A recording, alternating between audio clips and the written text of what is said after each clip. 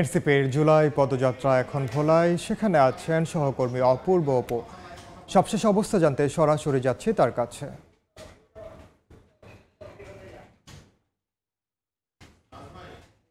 এনসিপির জুলাই পদযাত্রার 15তম দিনে আজকে দক্ষিণবঙ্গ তারা শেষ করছেন। এই মুহূর্তে বরিশাল থেকে তারা ভোলার উদ্দেশ্যে নদীপথে রওনা হয়েছেন।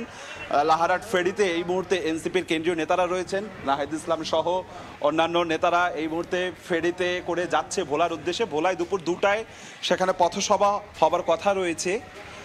এর পরপর আজকে বিকেলে বরিশালে হবে পথসভা। এবং গতকালকে দেখেছি যে পটুয়াখালীতে হয়েছে, পটুয়াখালীর আগে বরগুনাতে হয়েছে, তার আগে পিরোজপুর ঝালকাঠিতে হয়েছে। এবং প্রত্যেকটি জনসভায় তারা এনসিপির কেন্দ্রীয় নেতারা বলছেন যে স্বতঃস্ফূর্ত মানুষের যে অংশগ্রহণ, এটি তাদেরকে আরও বেশি উচ্ছ্বসিত করছে। এবং তারা যেখানেই যাচ্ছে সাধারণ মানুষের সাথে মেলবন্ধনের চেষ্টা করছে।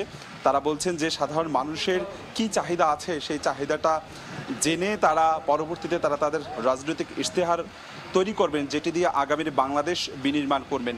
সেই সাথে সাথে তারা যে সমস্ত জেলায় যাচ্ছেন সেই সমস্ত জেলায় শহীদ পরিবারের সাথে কথা বলছেন, আহত যারা রয়েছে তাদের সাথেও কথা বলছেন এবং তাদের পাশে থাকার প্রতিশ্রুতি দিচ্ছেন।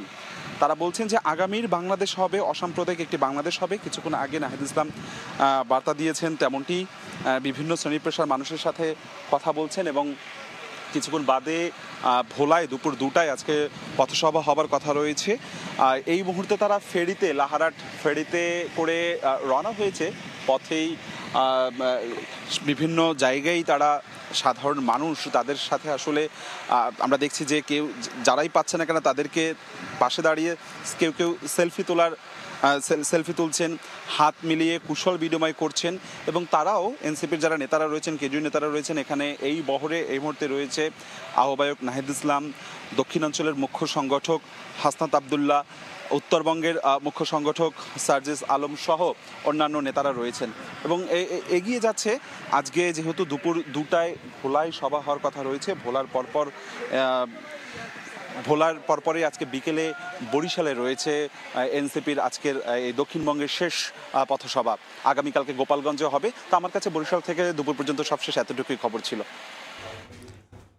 বরিশাল থেকে ভোলার পথে এনসিপির জুলাই পদযাত্রা, সে খবর জানাচ্ছিলেন সহকর্মী অপূর্ব অপু।